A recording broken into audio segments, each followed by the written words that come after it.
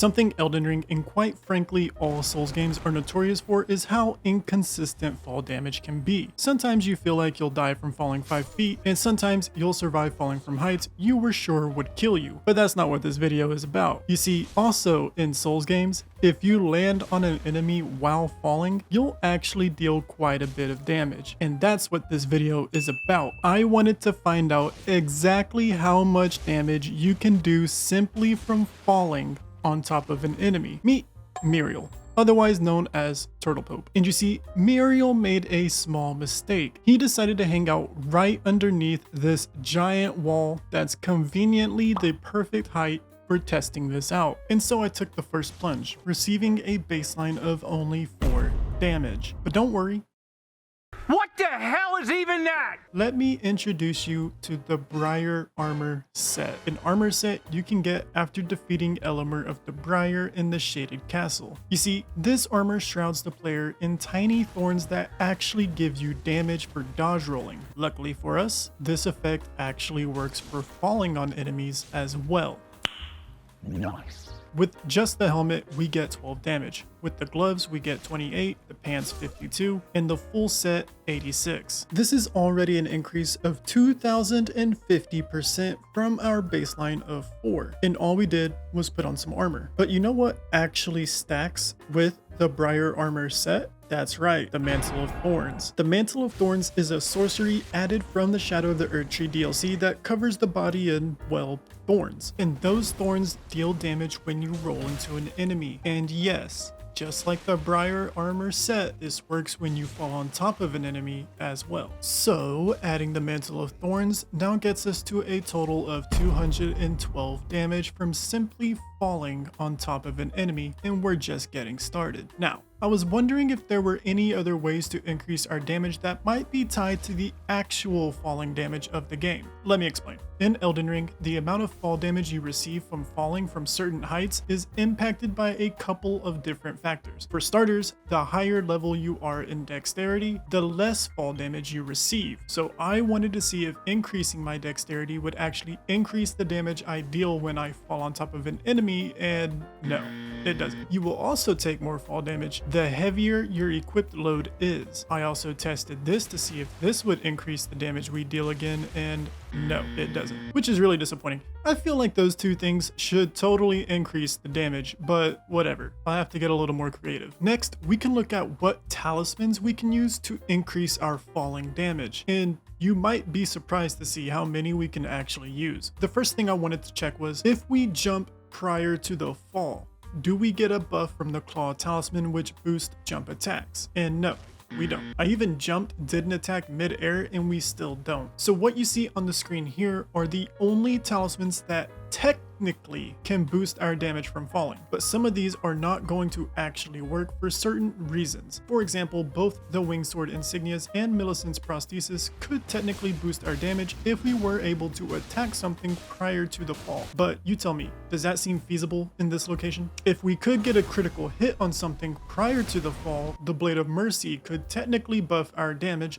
but it only lasts for 20 seconds, and you'll see why that doesn't work soon enough. The Red Feathered Branch Sword and Ritual Sword talismans both contradict each other, so we can only use one. And the Red Feathered Branch Sword is literally twice as good, so we can't use the Ritual Sword talisman. And we're already too overweight to use the Blue Dancer Charm and get any benefit out of that. The Crusade Insignia is a similar story to the Blade of Mercy. It's not really feasible to kill an enemy up here, and on top of that, it only lasts 20 seconds anyway. The Dried Bouquet only buffs you if your Spirit Ashes die, and yeah, again, not really practical. So this leaves us with 5 talismans that can boost our damage: the Red Feathered Branch Sword, Kindred of Rot's Exaltation, Lord of Blood's Exaltation, Age One's Exaltation, and the Saint Trina's Smile. Now, in order to use these talismans, we're going to have to get our health below 20% and inflict poison, blood loss, madness, and sleep on ourselves at the same time, and within a time frame, because these effects only last so long. So the first thing we'll do is get an Uchikatana and put seppuku on it to lower our health to about halfway. Next, we can use the Lolling Branch damage and some frenzy stones to start building up madness and sleep on ourselves. If we time it right, we should be able to get them to activate at the same exact time. This will activate both the Saint Chain of Smile and the Aged One's Exaltation, but now we need to activate the others. We'll hot swap the Saint Chain of Smile for the Lord of Blood's Exaltation after we eat a raw meat dumpling to poison ourselves, which will activate the Kindred of Rot's Exaltation. But it will raise our health back up, so we'll finish with a couple of seppukus to activate the Lord of Blood's Exaltation, then use the Mantle of Thorns, and we get 530 damage. I know that doesn't seem like a lot, but just remember we started at 4, and believe it or not, there are still quite a few ways to increase our damage. Since we're already building up madness, poison, and blood loss on ourselves, there are a few more things we can do with these status effects, and they're called helmets. The Black Dumpling Mask increases your damage output by 10% for 60 seconds. After you inflict madness on yourself, of course. The Mushroom Crown does the same but for poison, but it only lasts 20 seconds, and the White Mask for blood loss, and it lasts 20 seconds as well. Adding all this gets us to 534 damage. Wait,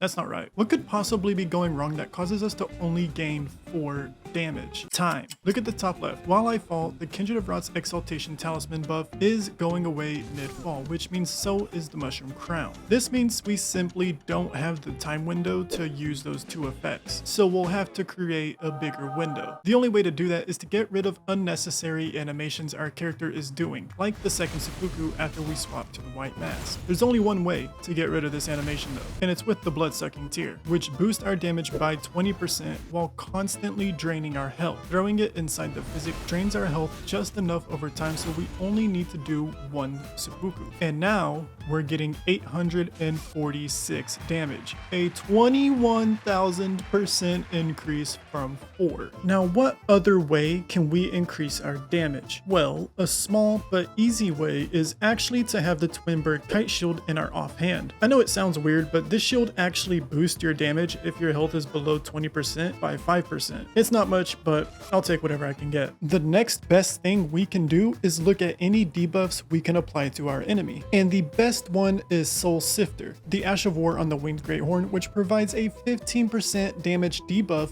for 60 seconds on our target. Unfortunately, the debuff doesn't connect from the top of this wall, and if I cast it from the bottom, it'll wear off by the time I get to the top and finish buffing. So we'll have to see what else we can use. I tried Grail's Roar, which is a slightly smaller debuff, but it ran into the same problems as the Winged Greathorn anyways, as well as the Sword of Milos. So unfortunately, it looks like we won't be using any debuffs. Our options for increasing our damage any further is now rather limited. We can still use an aura buff. In Rallying Standard, the Ash of War on the Commander Standard is the best one. It gives us a 20% damage buff for 30 seconds. And while it's a very tight window, we have just enough time at the start of the buffing routine, so we now deal 1066 damage just from falling on an enemy. And there are 2 more ideas I have in mind, but I'm not sure how they'll impact our buffing sequence. So let's go over the buffing routine so far. Step 1, seppuku 3 times. Step 2, use the Lulling Branch. Step 3, throw a Frenzy Stone. And step 4 is to use the Physic. 5 is the Rallying Standard. 6 is the Mushroom Crown. 7 is the Raw Meat Dumpling. Then we do the White Mask and the Lord of Blood's Exaltation. Seppuku to activate them. Switch to the Briar Helm. Use the Mantle of Thorns, switch to the Twin Bird Kite Shield, and jump. I